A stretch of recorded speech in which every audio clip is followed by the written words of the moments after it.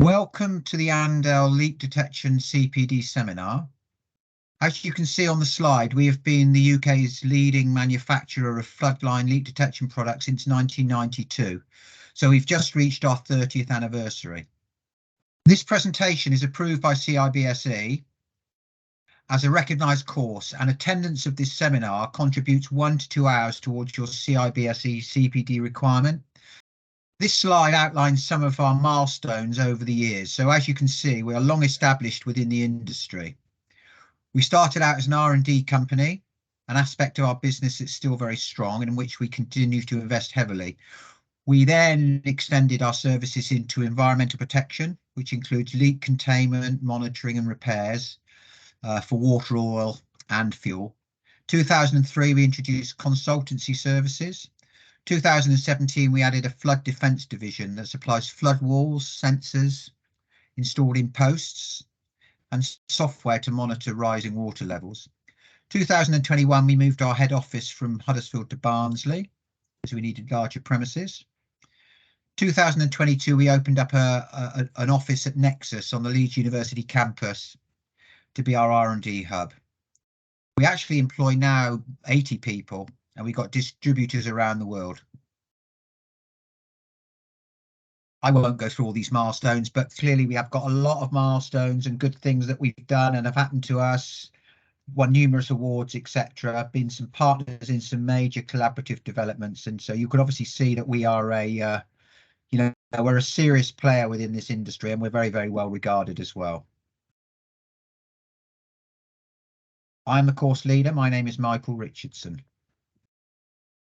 And somehow what I want to do is email you a PDF version of this presentation, and also some kind of our products are on what we call brochures. It would be good to get them over. If I send them over to Josh, he can then distribute them to anybody he wants to distribute them to. Okay. Leak detection. What is leak detection? Simply put, leak detection is to water, oil and gas what a smoke alarm is to fire or an intruder alarm is to a burglar. It's an early warning system to warn not just of a leak, but its location and severity. 99 times out of 100, it's in a building installation, but there are exceptions, and we'll touch on those later. The consequences of leaks range from disruptive to serious, as detailed on the slide. So, some of the problems that leaks can cause: damage to property itself, which takes some time to correct; damage to paperwork, office furniture, IT equipment. It can stop you actually working while the issue's going on. It can look bad to others, like suppliers or customers, if you can't deliver your services due to an issue like this.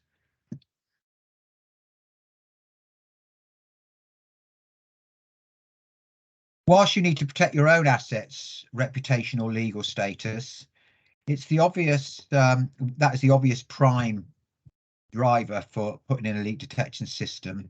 There's often an equal need to think about what damage you could do elsewhere. So, for example, if you are an office on the 4th floor and you've got other offices below you or even retail below you, you know that if there's going to be a leak, the people that are getting most of the damage are the people below you. So you need to be made aware of that. Leak detection is a relatively young industry, only about 35 years old. So we've been there kind of almost from the start. The big driver came with the arrival of the mainframe computers in the late 70s, early 80s. The computers drove the need for purpose-built rooms where a carefully controlled air-conditioned environment was essential. That meant chilled water pipes were needed, and these were generally housed in raised floors where leaks were equally out of sight and out of mind. In the 80s and 90s, everybody thought the mainframe computers would slowly die out, but it actually became even bigger. There's a big development of central servers, printing and BMS systems of all, which made air conditioning, hence chilled water or refrigerant gas, a requirement, and obviously the leak from that is a threat. The massive change in the UK occurred when BT introduced their System X digital exchanges. And after a large fire in their Scarborough office, it led them to disaster-proof their premises with gas, fire, flood alarm, leak detections, etc. The advent of mobile phones in the late 90s and then the dot-com boom in the 2000s completed the early development period where even more servers were required. So, where are these systems installed? They are installed in corporate environments, large office fit outs, etc. Excuse me. Comm centres, data centres, process and industry, so manufacturing plants, heritage and art, museums, art galleries, those sorts of places where they've got very, very valuable stuff. And really importantly now, multi-occupancy buildings. There aren't many specs for multi-occupancy buildings such as apartment blocks, hotels, care homes.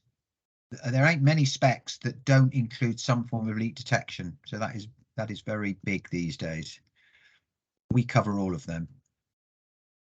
Why is leak detection installed? There's a number of reasons why a business may wish to do that. There's a legal duty of care to protect individuals and the environment. The property can become an uninsurable risk. So the insurance company can say they don't have leak detection put in, they won't insure them for escape of water. If the business involves a critical process or operation, if there's potential for loss of service, customers and revenue, if it's going to make it inconvenient and a loss of reputation if there's going to be a leak, to stop problems and damage to assets, artifacts and premises, to protect against landlord or tenant litigation claims, where an incident means that safety or security may be compromised. On a more positive side, where a business wishes to obtain BREEAM credits, and we'll talk about BREEAM later. Or maybe it's just an early warning to minimise problems. In summary, leak detection is to protect against damage, disruption and loss. Leak detection is more critical to be put in areas where it won't be seen or it can go unnoticed for a period of time. If a leak can easily be seen and quick remedial action taken, then you probably don't need leak detection. So it really is important to go in the areas where you can't see it, because those leaks will just go on and on and on and cause all sorts of problems.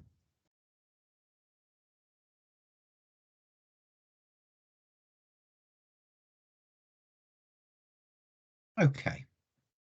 This is a typical area where you might have a leak detection system. This is for this would typically be for an office fit out. So it's a floor void.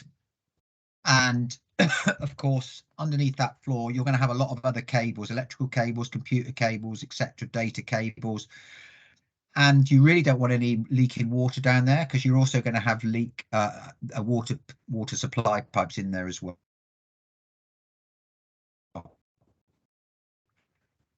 So, place to have leak detection.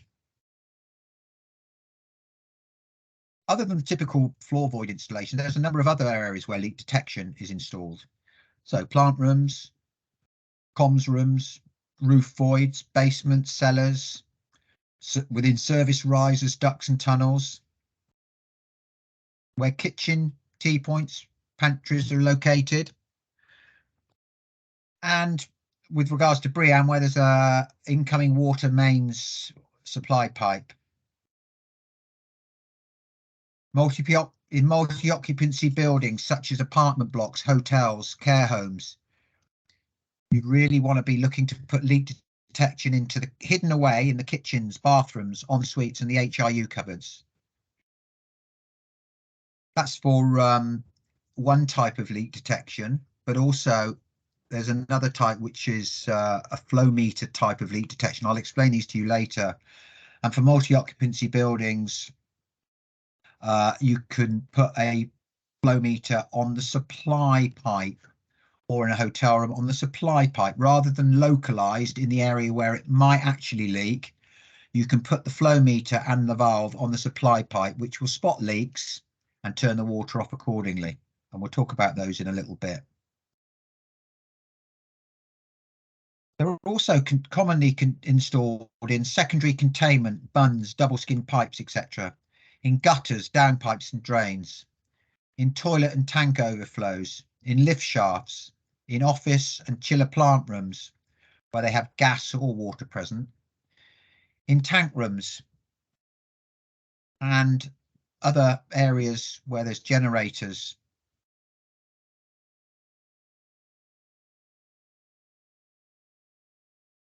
There's essentially two ways to monitor for water or oil leaks, and that is monitoring the source of the leak or indeed the target of the leak.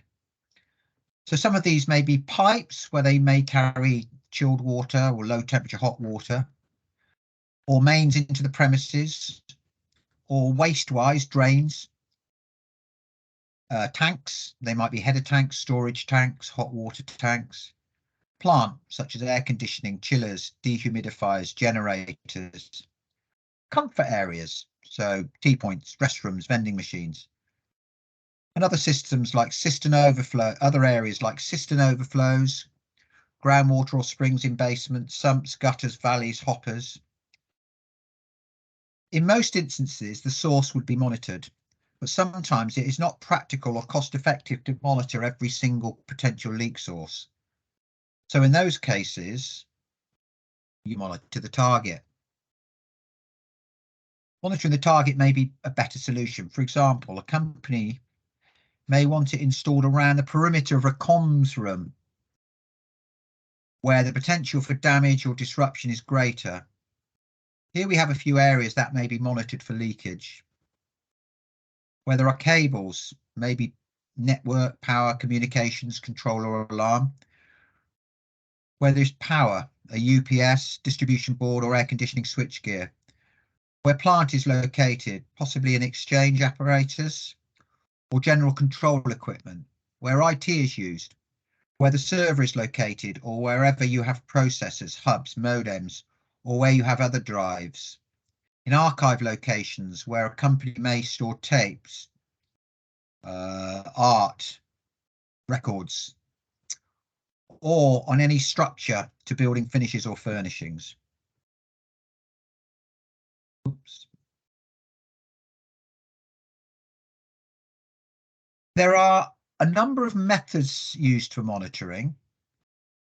A business may wish to use leak detection cable or tape or sensors.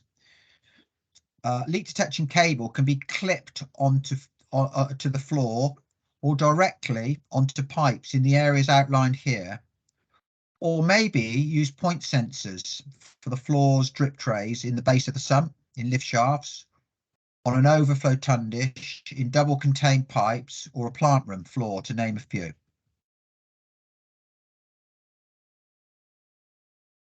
What is a leak detection system?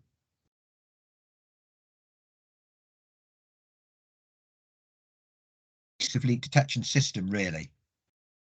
There's a leak detection system which consists of leak detection tape, cables, sensors, and which are placed into risk areas, and that's generally called localized leak detection. And that localized leak detection with the tapes and the sensors and the cables can be long line or zoned. The other type of leak detection is a flow-based leak detection, and it consists really of a flow meter and a valve on supply pipes, and we'll explain about those later, but they detect leaks in the area and they turn the water off accordingly. Let's look at the cable base, the leak detection cable based leak detection system, and that comes in two types, as we mentioned earlier. This is the long line leak detection system. Long line leak detection system also offers the ability to have both water and oil sensing cables installed. The top one there that you can see is a water leak detection, and the bottom one is oil leak detection. you need to be a bit careful with the oil leak detection one. First of all, it's a bit slower to register a leak because clearly oil is more viscous, so it takes more time to seep into the cable. But also, once it's soiled, that's it. You need to replace that bit of cable.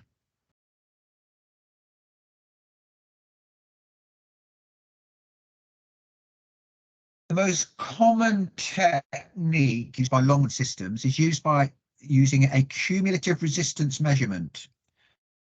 Now, I will warn you here, guys, that this gets a little bit technical for a few slides. You'll feel like you've gone back in time and you're sitting in a physics lesson, but please bear with me. We have to tell you about the different systems that are available and how they work. Okay, so the most common technique is used by long line systems is used by cumulative resistance measurement. A few systems use capacitance-based TDR, but this is not very common. TDR is an electronic instrument used to determine the characteristics of electrical lines by observing reflective waveforms. The cumulative resistance technique, which is the most common one for long line, works by using two sets of connected conductors within the leak detection cable. The conductors have a set resistance per meter length, and the detection is via the bare conductor in each set. The system measures the resistance of the conductors and can determine the length of the dry cable. The value of the dry cable resistance is established or mapped at the time of the installation for the baseline figure.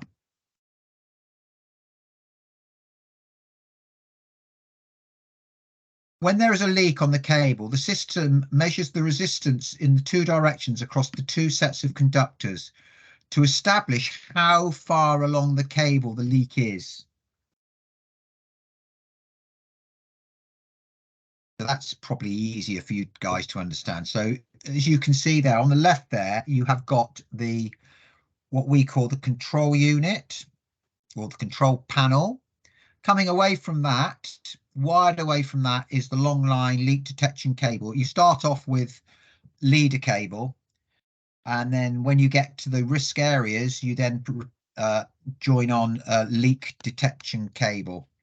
Okay, and the control panel on the left there will be, now they have screens, they have interactive digital screens, so that would appear on the control panel, that pattern of how you've installed it, and when there's a leak it would tell you the distance and it would show you on the graphic exactly where that leak is happening.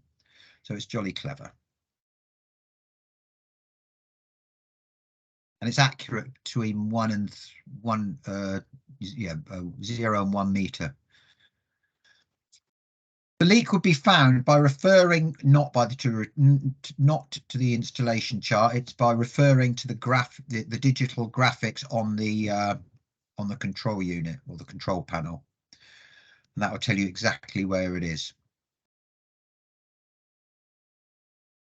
The other less used system is the TDR, and we have to mention this, I'm afraid, because it's quite technical, but this system uses a coaxial type cable and capacitance to locate the leak. When the liquid hits the cable, it changes the dielectric constant between the inner core and the outer braided conductors. Time domain reflectometry, or TDR for short, principles achieve a distance measurement by pulsing a signal up the cable, which is bounced back from the wet point. The distance is calculated by the time taken for the echo to return. I hope that's all very clear. Don't worry, you don't have to worry about that. It's not a common system at all. At least one commercial system is available of the TDR system on the market. These have similar cost advantages to other long line systems. The other leak detection system to look at is the zone system, where we're using leak detection cable. So zoned leak detection systems split the leak detection cable into separately reporting zones defined by junction boxes. So a zone, if you're fitting out an office, let's say, a zone could be a kitchenette, a toilet area, a vending machine, a comms room. Those could be the different zones. A zone system can carry virtually any form of detection, not simply cable. So it can also have leak detection tape, leak detection sensors. It can have gas, oil, humidity, temperature, whatever you want.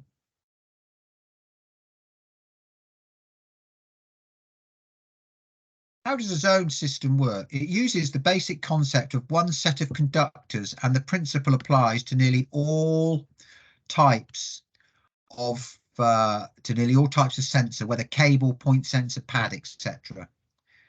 At the end of each zone, the conductors are terminated with a fixed value resistance. The value the system reads determines the state of the cable.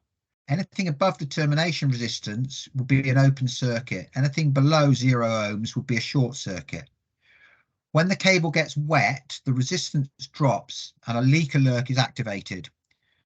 When the resistance drops below an adjustable threshold, all other zone resistance readings are safe and show as a dry cable.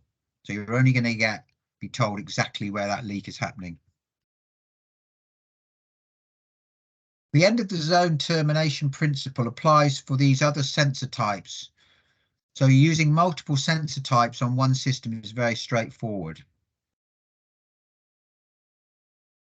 The number of zones available on one cable is limited by the number of cores within the leak detection cable. There may be 2, 4, or even 8 cores depending on the cable chosen. The two conductors pick up the change in resistance when a leak is present, and although one of the conductors runs through all zones as the common, the second conductor signals back to the panel for that particular zone only via one of the other carrier cores. The cables can be installed as a continuous circuit as shown in the diagram, or so you've got one piece of cable coming out of that control unit on the left, but you can have multiple ones going to different zones if you want. The cables can be installed as continuous circuit as shown in the diagram, or they can be targeted to specific areas if some areas do not require monitoring. Some modern systems provide programmable LCD displays, which of course ours do, allowing for zones to be described for immediate recognition without the need to cross-reference to a written plan. We can hear how a leak is located by comparing the zone number to the record. Well, it says to the recorded drawing here, but of course that black box on the left, which is the control panel, will now have an interactive LCD screen showing you exactly where that leak is occurring.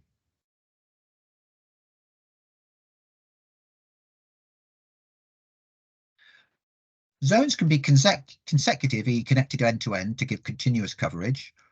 Zones can be specifically targeted. They use safer macro resistance techniques, and they're less likely to be affected by dust or other contaminants. Zones can be any sensor type, as I said earlier. You can put in tape, sensors, cable, humidity, gas, oil, temperature, whatever you want. Going back to the long line systems, which you mentioned before, these are some of the advantages of using a long line system. They're good for larger areas, particularly long, straight runs. So if you're doing a big office floor, a long line system would probably be best. They have fewer joints and connections. There's a limited leader cable infrastructure, clearly, because you've just got the wrong cable going out, really. It gives an alarm point measurement to plus or minus 1 meter. Certain applications can be more cost effective to install, less fiddly. What about some disadvantages of a long line system? It depends on accurate installation and mapping, of course. It cannot accurately handle multiple leaks, as each subsequent leak alters the resistance of the cable, undermine the initial mapping. I mean, you're going to be a bit unlucky if you get 2 leaks at the same time on different areas of that office, but I suppose it could happen. It's difficult to repair, extend, or modify. Damage can render the whole line unusable because it's not in zones, it's one line.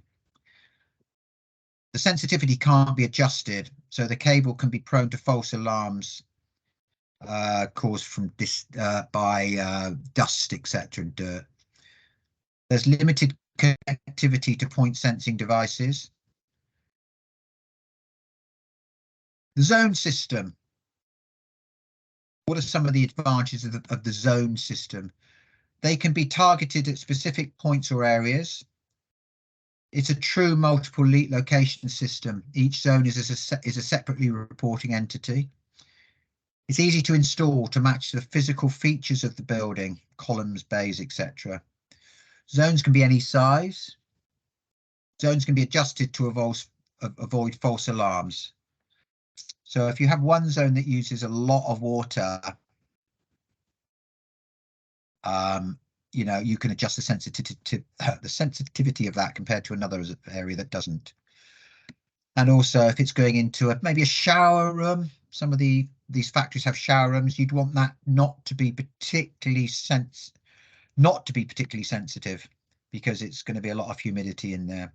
So you'd have that separately to a comms room, and you can do that on zoned ones. System is easy to repair, extend, or modify. More advantages of the zone system. Damage to a zone does not mean the entire system becomes disabled. It's more cost effective in certain circumstances due to the ability to link between zones with inexpensive jumper cable. It's not affected by dirt, as they operate on higher constant resistance. Finally, almost any type of sensor can be put onto a zone system, as we said earlier. Disadvantages of the zone system. The longer the zone, the harder it is to pinpoint the leak, because it only just tells you that it's within that zone. It doesn't tell you where exactly. More jumper cable and connections are required because there's lots of zones. The install time can be longer due to multiple connection points. It is a bit more fiddly, but in some ways it is probably more accurate and probably more popular these days.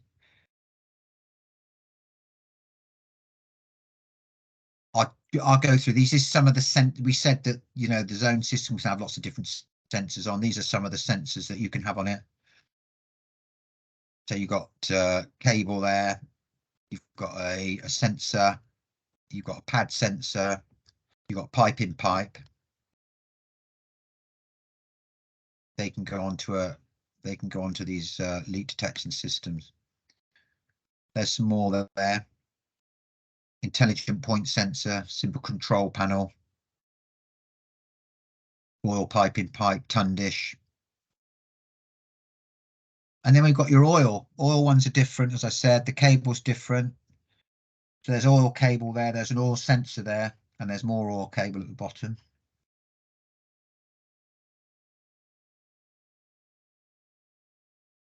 This is a typical, I suppose, I mean, this is a tiny little office, but typically that's how you might install it. You've got your control panel on the left there, and then wide out of that, you could either have a long line system coming out of there, or you can have the zone system. Entirely up to you how you do it. Clearly, these types of leak detection systems are only suitable really for new builds or fit outs. I mean, we have put them in retrofitted where we've gone up through where you've got access in ceiling voids, etc. But generally speaking, they are meant for fit outs or new builds. BREEAM. BREEAM stands for Building Research Establishment Environmental Assessment Method, and it was founded in the UK in 1990. It's the world's leading science-based suite of validation and certification systems for a sustainable built environment. Major leak detection is driven by BREEAM and the desire to achieve credits under the BREEAM scheme, which is a second, which is a sustainability assessment based on several factors, from energy to ecology, and with builders and developers looking to achieve an assessment rating of outstanding. For example, the section of BREEAM WAT 03 gives 1 credit for leak detection systems and flow control devices if they are installed within the building. So this helps towards the overall assessment method. You can achieve 1 credit for leak detection systems that matches the criteria outlined in this slide. You need to have a permanent automated water leak detection system that alerts the building occupants to the leak, or an inbuilt automatic diagnostics procedure for leak detection for detecting leaks is installed. It needs to be activated when the flow of water passing through the water meter or data logger is at a flow rate above a preset maximum for a preset period of time. You need to have the ability to identify different flow and therefore leakage rates, e.g. continuous, high and or low level over set periods of time. The system needs to be programmable to suit the owner or occupier's water consumption criteria. And really, it's best to be able to have it programmable for different periods, like an occupied period and a non-occupied period, i.e. occupied weekday 9 to 5 or 8 to 6, non-occupied weekends or evenings. Where applicable, it should be designed to avoid false alarms caused by normal operation of large water consuming plants such as chillers. Now, if any of you were not aware of what BREEAM might look like, this is a typical BREEAM. This is specified a lot in new builds. So you've got basically the inside of the building on the left and the outside of the building on the right.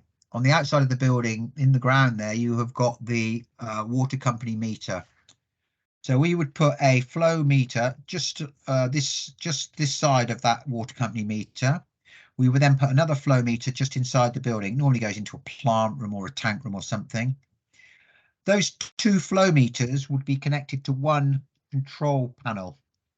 The control panel is looking to make sure that the flow rate for both of those flow meters is the same, clearly, because it's on one pipe. This is the main incoming cold water supply pipe for the building. So those flows should be, this flow rate should be the same. If it spots that typically the inside meter is showing less flow rate than the outside one of the pipe, and it will alarm and let people know.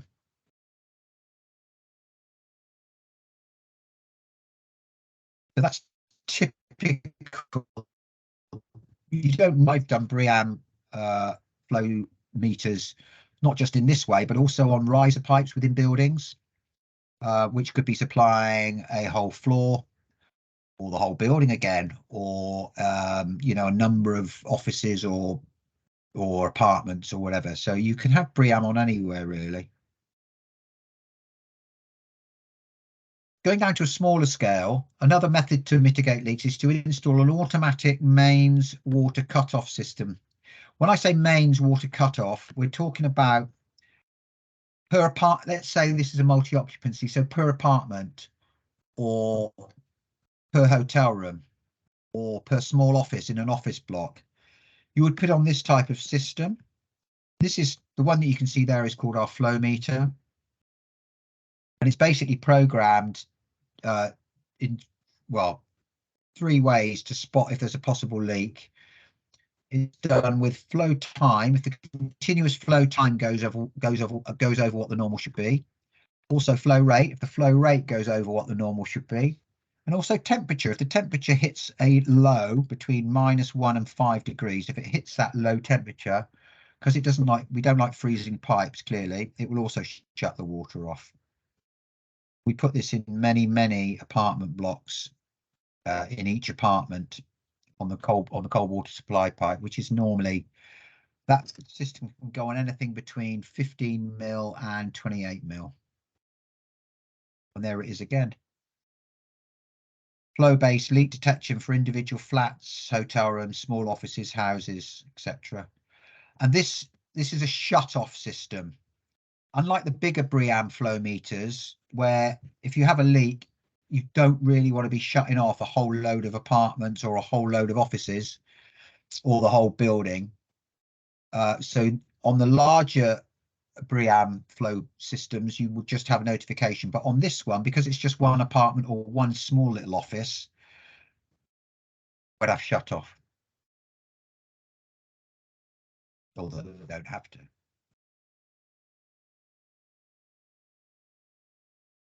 You can achieve another credit if you have a flow control device installed that matches this criteria. You have a flow control device that regulates the supply of water to each WC area or facility according to demand installed. This minimalizes water leaks and wastage from sanitary fittings. So basically, this is another way of getting BREEAM, and you're going to see it on the next slide there. PIR. Typically, I think most of us know what PIR is, but when somebody's in the room, the water goes on due to that sensor that you have up in the corner of the room. And when the WC is vacated, then the water automatically goes off because it doesn't want to have a leak, and also it doesn't want to waste water. So if anybody leaves the tap on, it'll be switched off.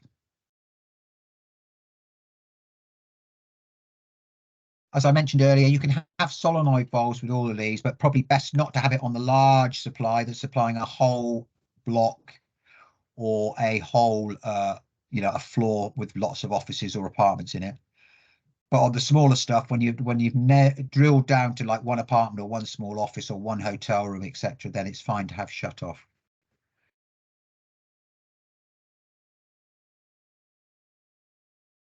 Just to mention, everything's getting a bit modern now, of course, and we do now app-driven smart devices, which are becoming much more popular to detect leaks, or humidity, or temperature, or gas buildup.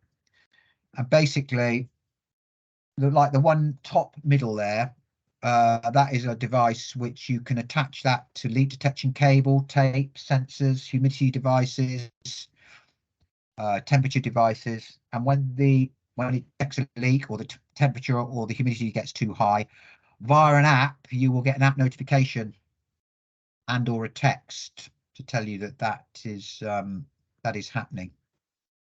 So it's all very modern. Now you can actually either put that, it can either work independently, put into risk areas like behind toilets and sinks and everywhere else like that. So it can work totally independently with leak detection tape, or the little device there, you can actually connect into any of our existing systems, so that you can get app notification for our existing systems to tell you when there's a leak. That is the end of my presentation. Excellent. Well, thank you very much, Michael. That's all right. Anybody got any questions?